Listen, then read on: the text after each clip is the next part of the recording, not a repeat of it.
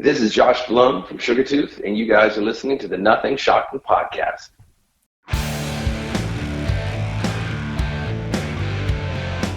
Want to know what's going on in the world of music?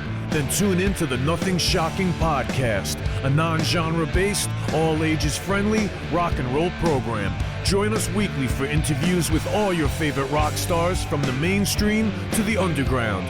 You can find us at nothingshocking.libsyn.com or anywhere you download podcasts.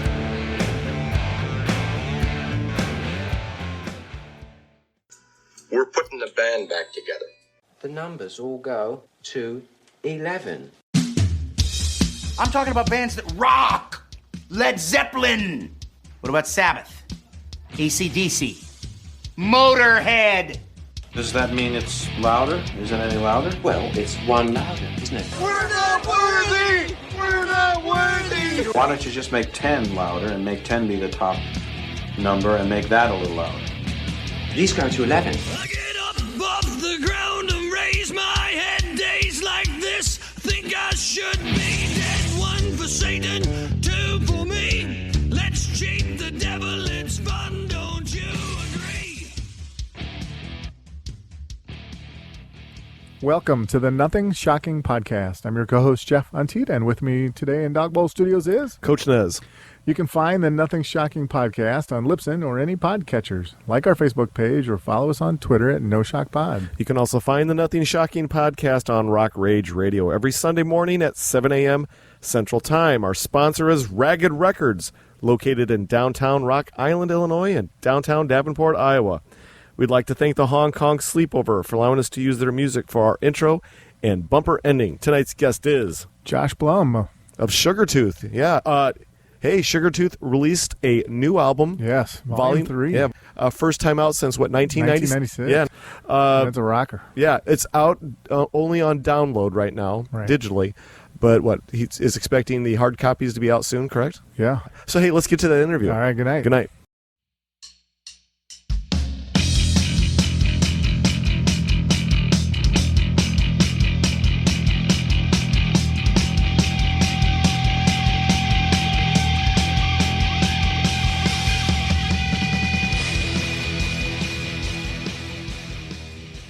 Josh, welcome to the Nothing Shocking Podcast. I'd like to introduce you, my co-host, Jeff Unteed. Josh, thanks for joining us tonight.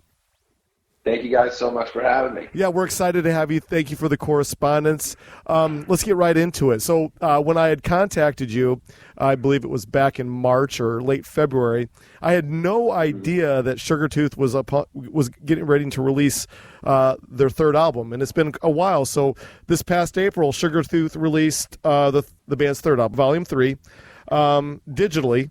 It's the band's first album since 1996. Can you talk a little bit more about the creative approach to this new album? Sure. Yeah, it was how random is that you contacted me without realizing or knowing exactly that we were having releasing another record, but so it's fate. Yeah, like the sort of the creative decisions that drove this record were kind of multifaceted, right? There was one we missed. Sugartooth missed playing together, me, Joey, and Mark. Unfortunately, because Joey's schedule was so crazy, he ended up not playing on this one. Mm-hmm.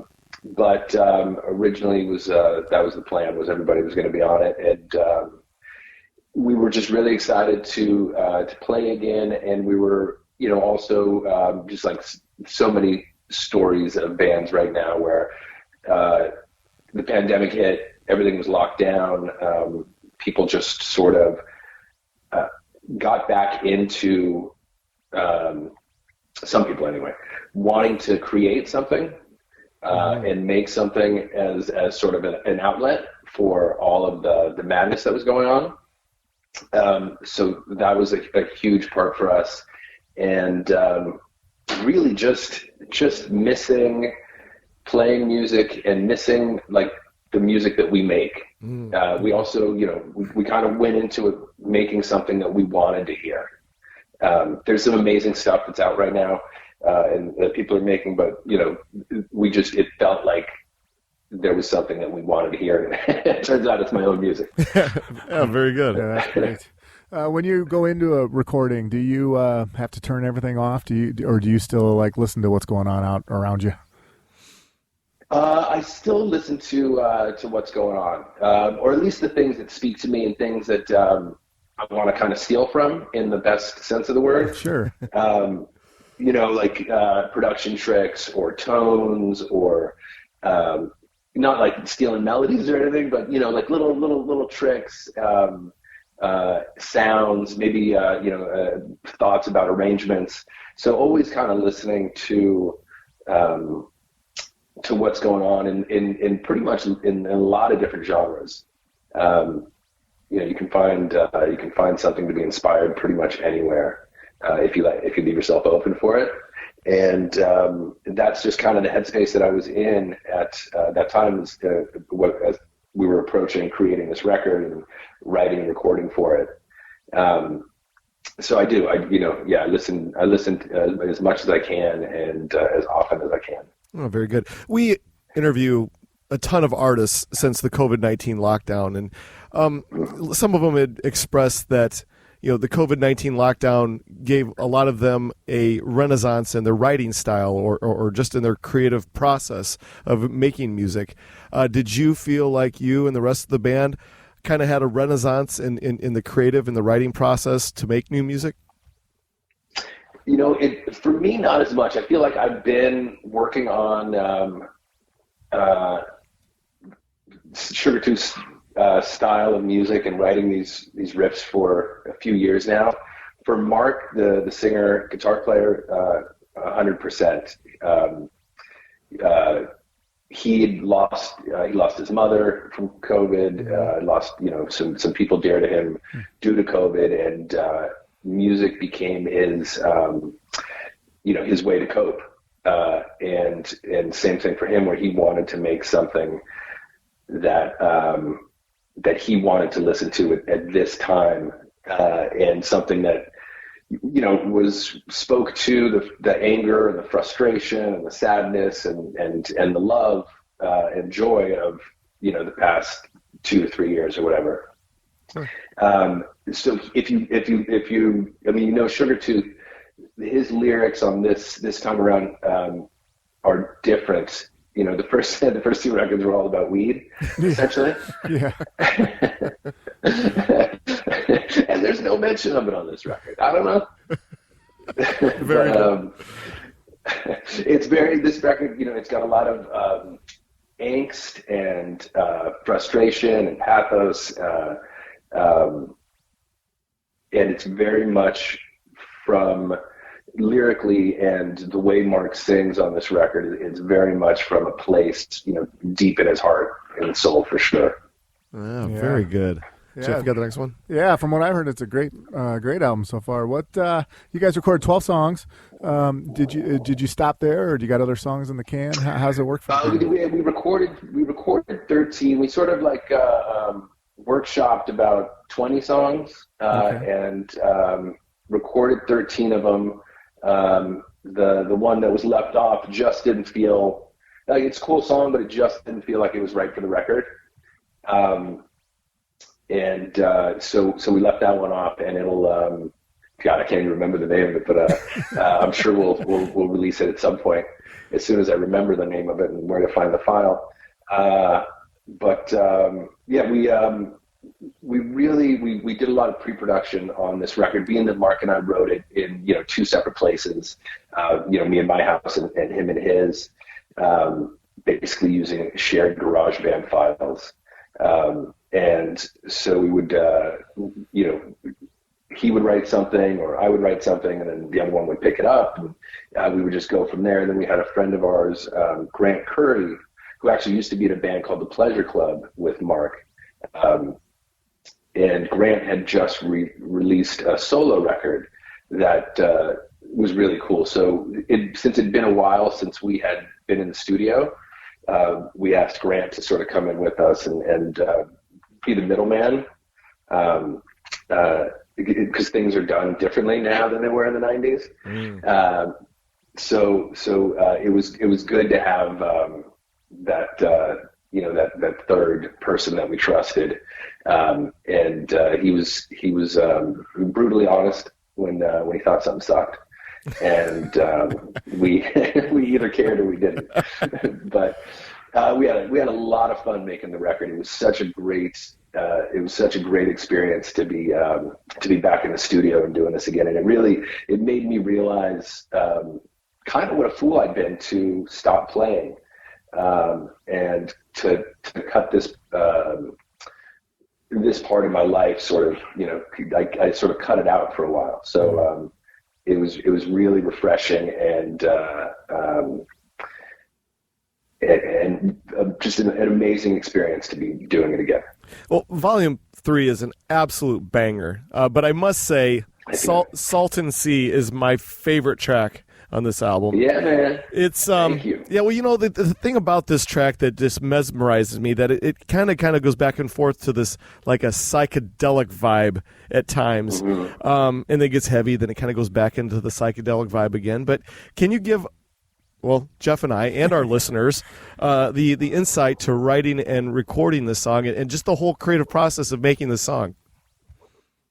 Well, this is actually an interesting one because it was one that I had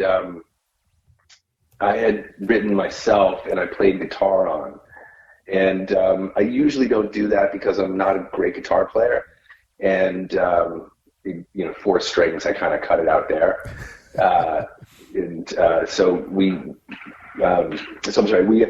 As I was writing it and I started playing around with guitar parts for it, and it sounded really cool. My intention was to hand it over to Mark and have him change all the guitar parts. I didn't think he would want to keep any of them, and we ended up keeping all the parts exactly as I'd written them, which was really cool.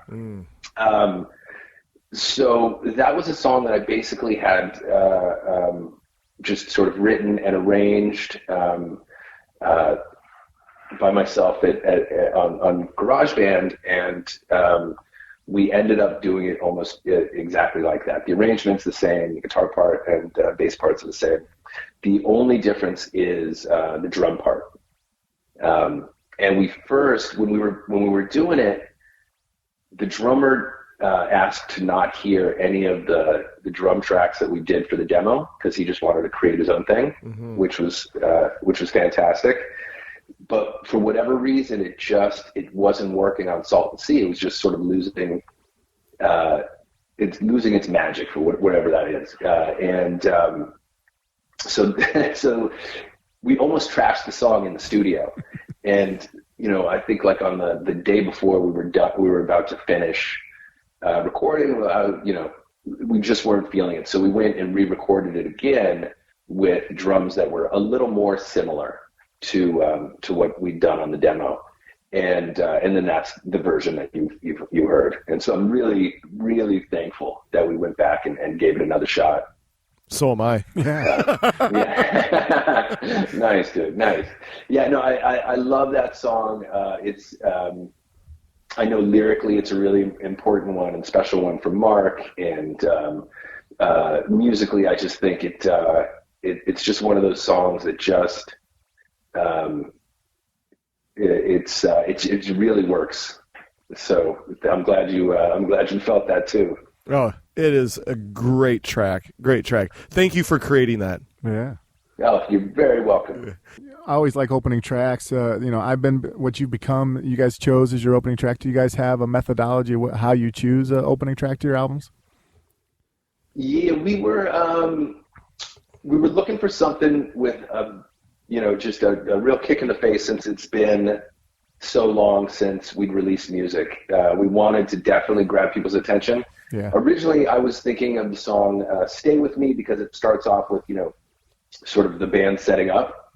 It's like it's got a drum beat and some noodling on guitar and stuff. But Mark actually suggested opening the record with "I've Been What You Become," and I think it was a great idea. Yeah. That's a killer track. Actually, Mark wrote that riff, and I think that's one of the best riffs he's ever written. So cool. Well, Yeah. Rock and roll nerds like Jeff and I, we're going to be begging for this album to come out on a tangible physical copy. When and where can we look for this to be coming out to small record stores close to us? Anytime soon? It's funny that you mentioned that. I was actually working on artwork for the vinyl and CD release today. I did all of the artwork for the record, so I realized that I needed to do more artwork because there's lots of panels. There's lots of panels, guys. But anyway, so we're working on that right now. All of the vinyl artwork is almost done and ready to go. So I think it might be like a 3-month turnaround on vinyl. The CD is going to be closer to like a 3-week turnaround. So hopefully that'll be coming around the pike in in a month and a half. Very good. Strictly sold on the website, or are you guys going to have it in stores, or what's the plan?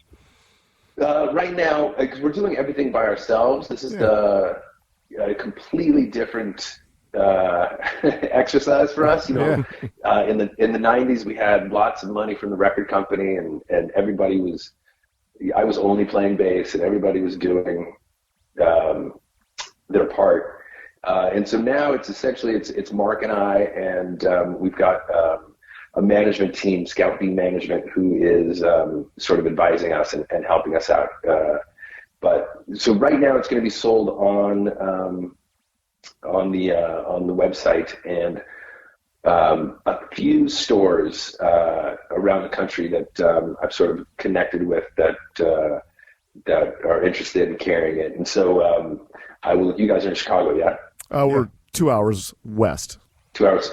Yep. Well, or wherever you guys are, that's where I'm going to look for the next record store. Fantastic. So, send me a list of the record stores near you guys. We'll do that. Yeah. Absolutely. Jeff, you got the next one?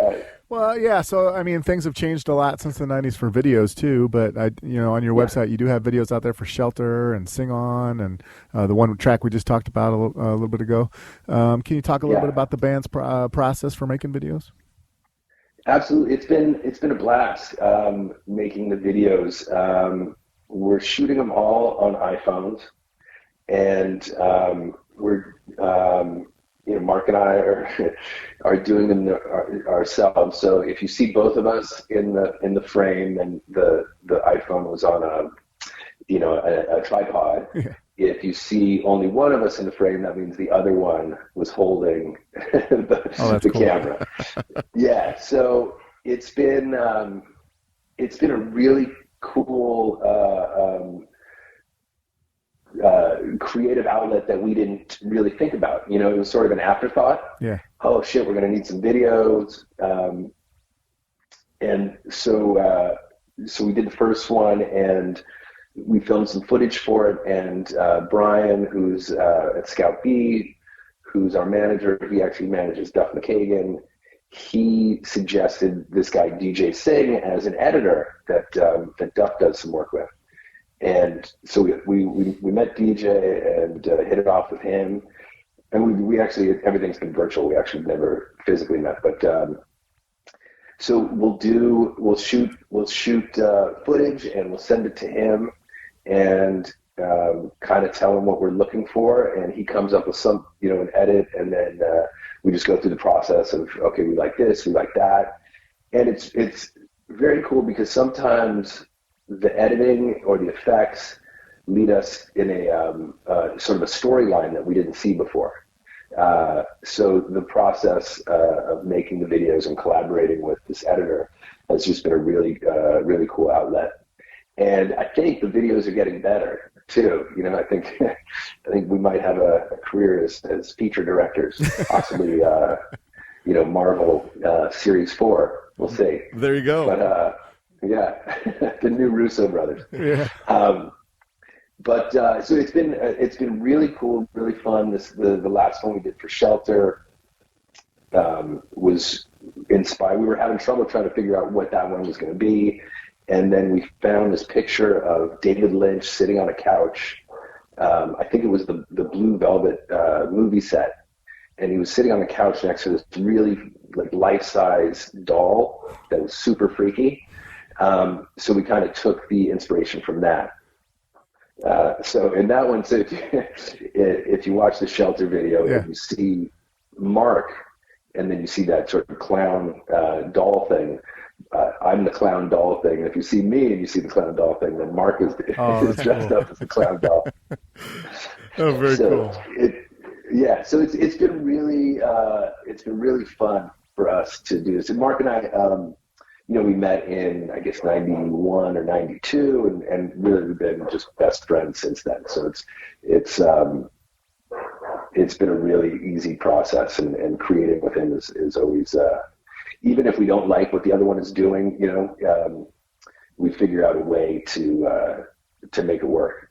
Excellent. Without putting too much pressure on anybody to change what they want to do. You know what I mean? Yeah, absolutely. Well, I know that you and Mark haven't released an album since 1996, and a lot has changed.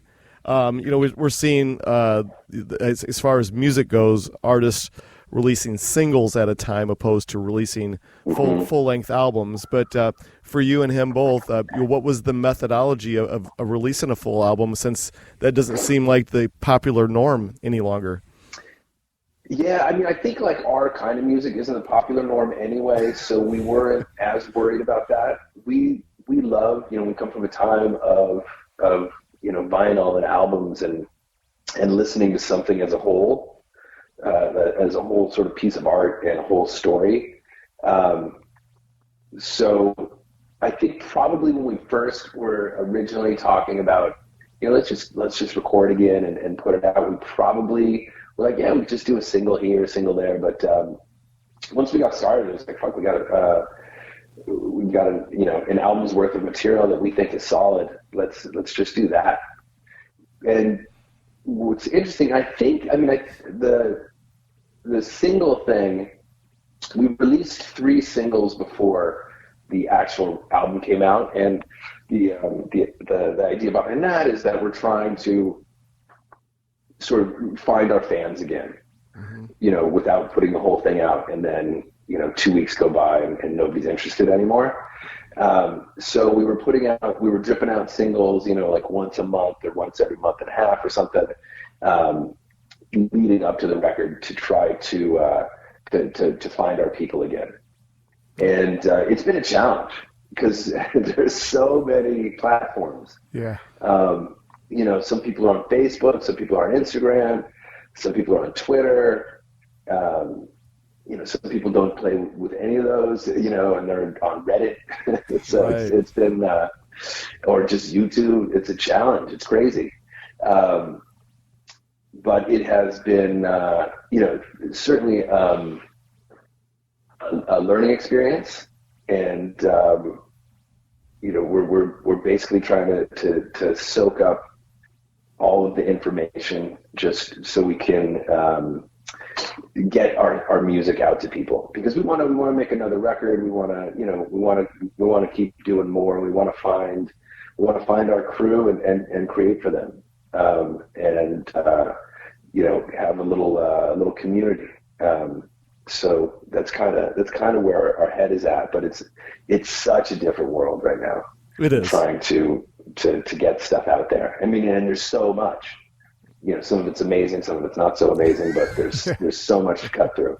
Absolutely. As far as live music goes, what is Sugartooth's plan as far as supporting Volume 3?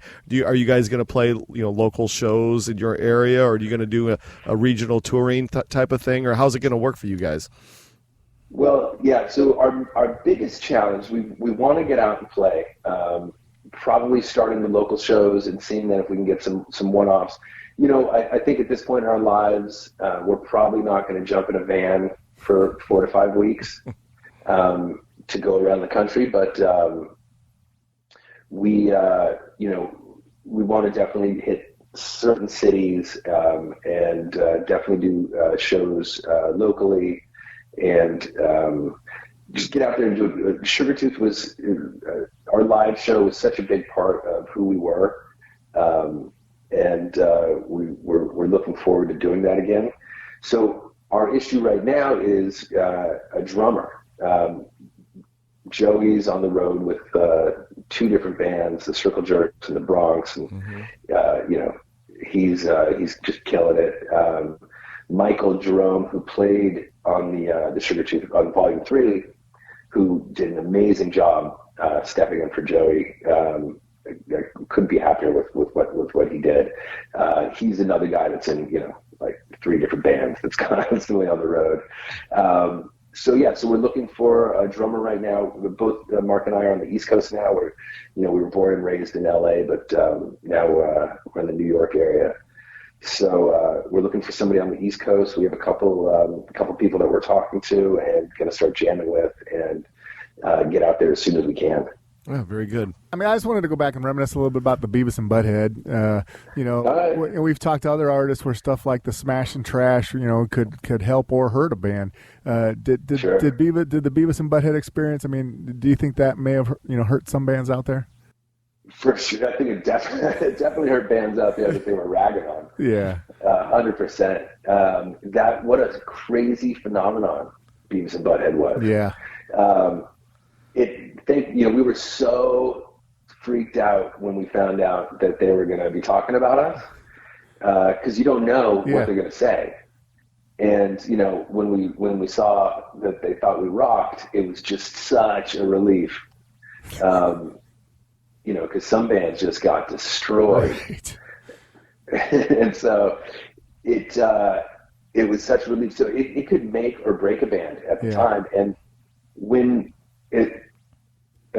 right before our episode of on Beavis and Butthead came out, it used to be on MTV like in the afternoon after school, like I think like 4:00 or something. Mm-hmm.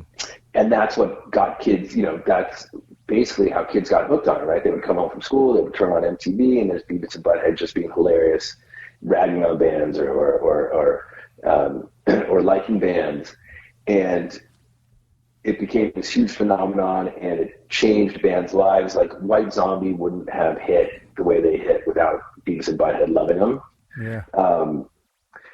So shortly before, we were stoked, to think that we were going to be on, at this time slot. And then shortly before our episode was released, some kid somewhere in America lit his house on fire because Beavis was yelling fire, fire, fire all the time. Yeah.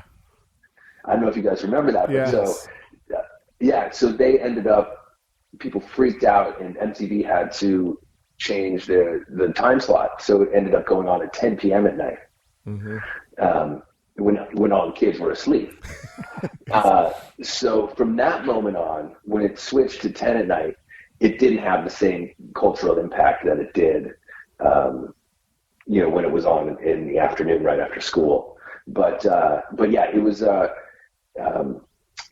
a great thing for us. I mean, to this day, the majority of people know us through Beavis and Butthead. That's crazy. It's crazy. It's like if you say "sold my fortune," somebody might get it. But if you say "sold my futon," a lot more people are going to get it. Well, it's ironic that we're talking about this because I saw an article a few days ago online. Kip Winger of Winger was blaming Beavis and Butthead for the decline of Winger back in the early 90s. So go figure. 100%. I believe it. Yeah. I mean, they were brutal for bands like Winger. Absolutely. Just brutal. Between them and Nirvana, it was just a kick in the head for all the glam bands and hair bands. It was. It was tough. Let's go back to 1994 when the band released its debut album. It was released on DGC Records. That album immediately takes me back to my undergrad studies. I mean, I was like right in the middle of my undergrad when that album hit. What were you studying? Oh, I'm a K through 6 PE teacher, and that's what I was studying. Yeah. So, and Jeff here, we're the same age, and he was studying going for accounting. Accounting. So there you go. There you go. Right on. But anyway, back to the 1994. That album set such a precedence for the band, and I know a lot of bands feel this way. Like, hey, you had your entire life to write your debut album. Was it hard to move on to the sophomore album after such a debut album being such a banger that it was?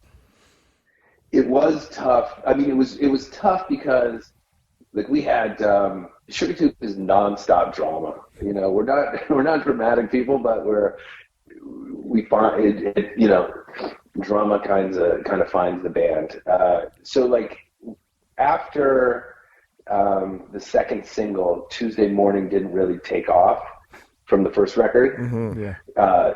Geff and DGC, you know, pulled us from the road because they wanted to see, they were hoping obviously for a bigger explosion than Sold My Fortune. Sold My Fortune did really well for us, and then they were, you know, that's just the way the major labels work. If you didn't do a better showing quick enough, then they just you know, pulled it and kind of wrote you off as a tax write-off. So after that, Joey got an offer to join Danzig, which he ended up taking. He originally wasn't going to.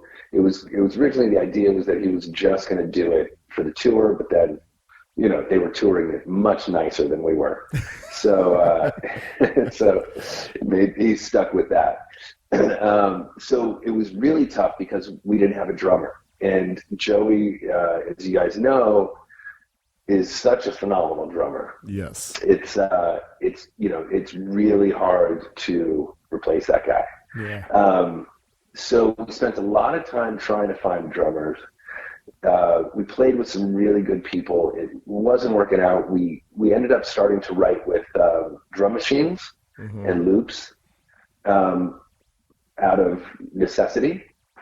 You know, and also we were also really into things like Portishead at the time, and Tricky and some of the trip hop stuff that was coming out of London.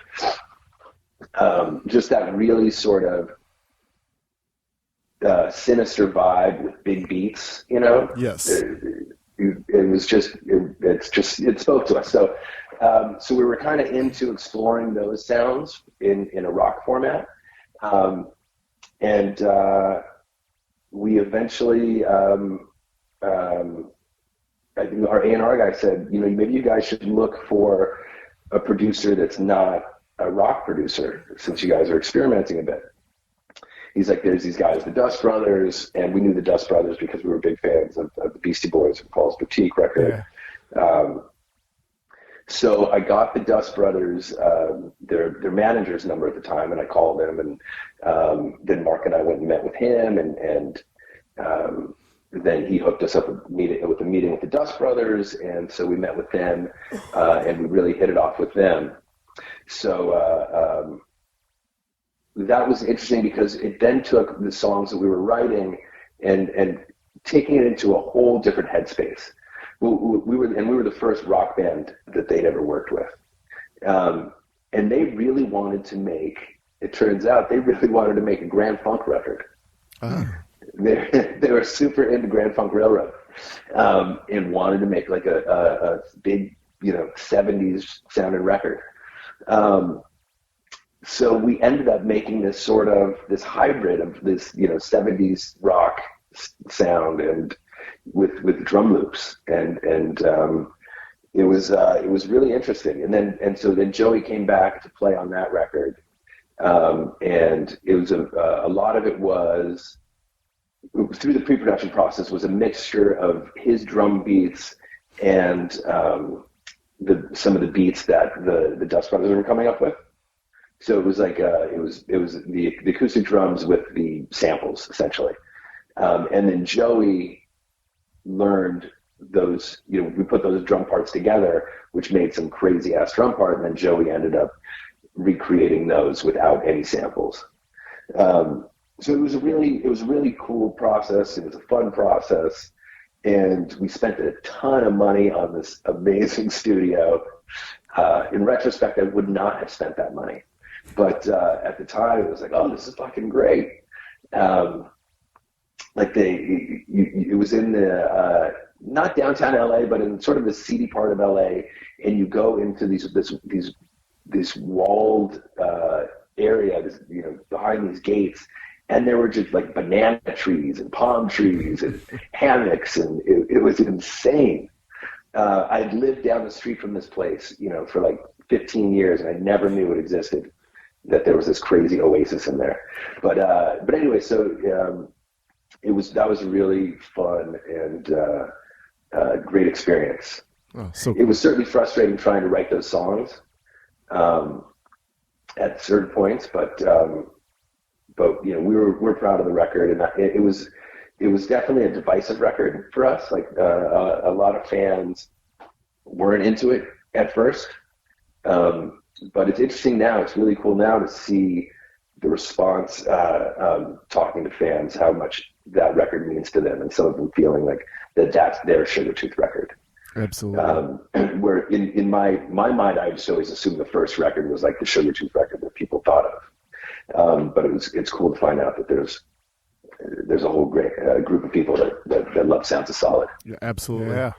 Well, I'm so glad you guys are back making music again. It's refreshing. And did you, for your bass, do you have a trusty bass that you use for the whole new album, or did you use a couple different ones? How'd it work?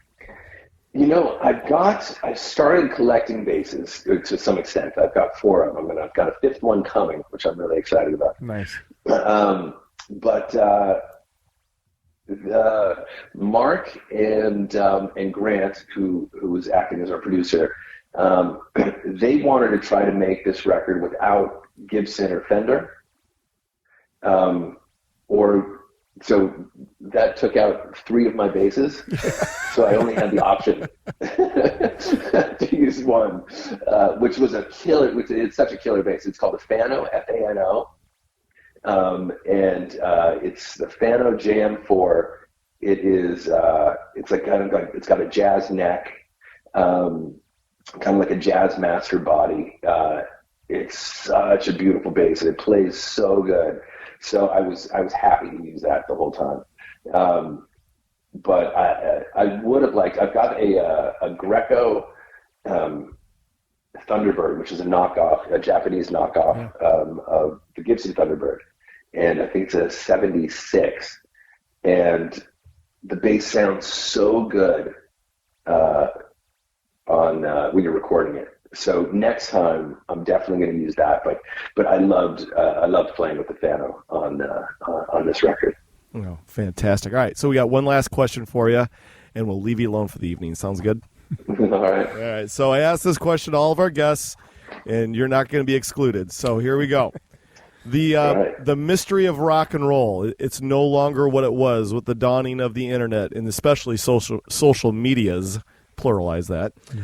With that being said, for you, the artist and the fan, what do you prefer? This new age of accessibility that if we didn't have the internet, we wouldn't be doing this with you right now, or do you miss the old fashioned mystery of rock and roll?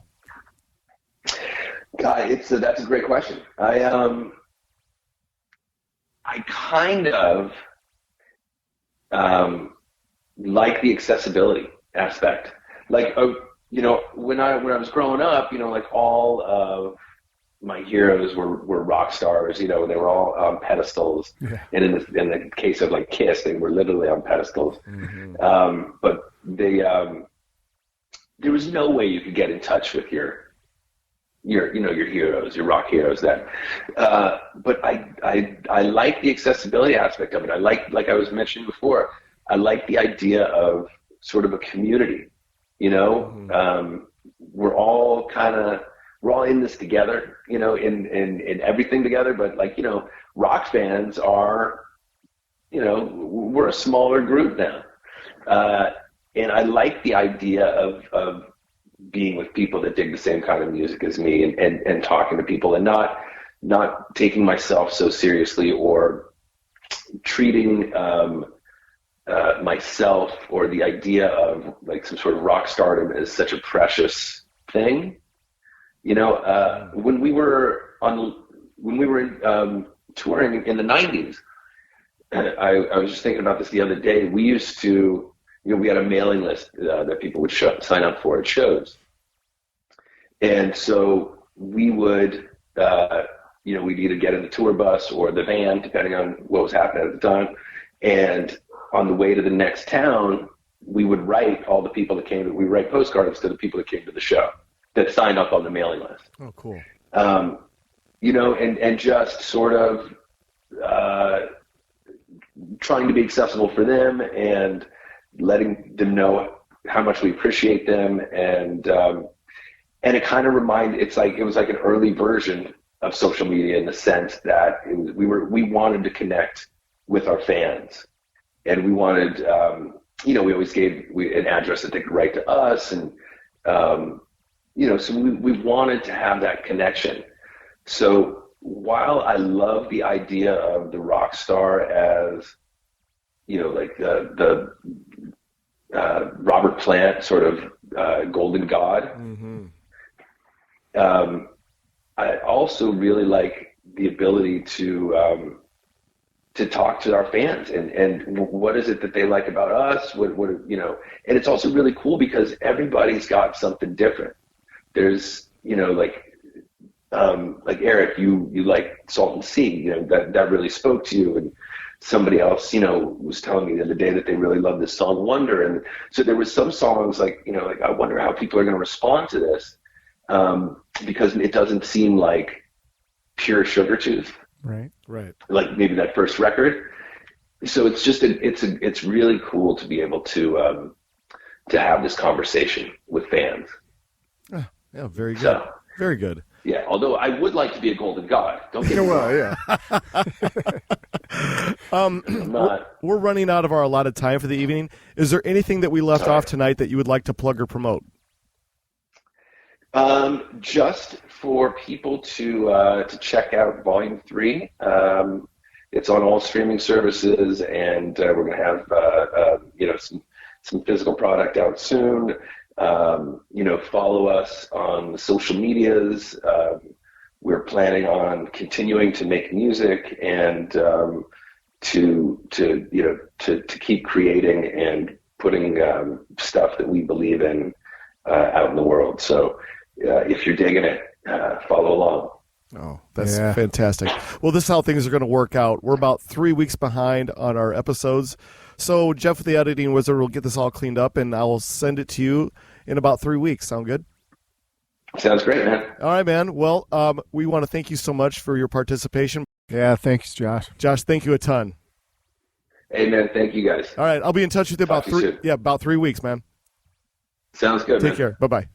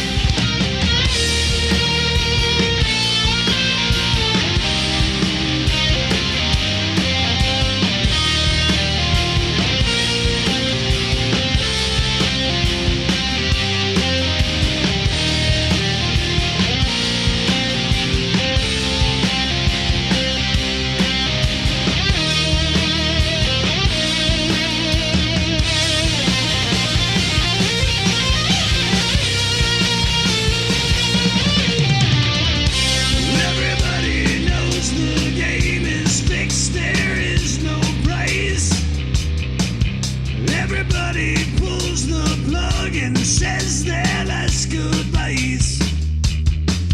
Move to the sunshine, fight the grip of nights. If they ever take from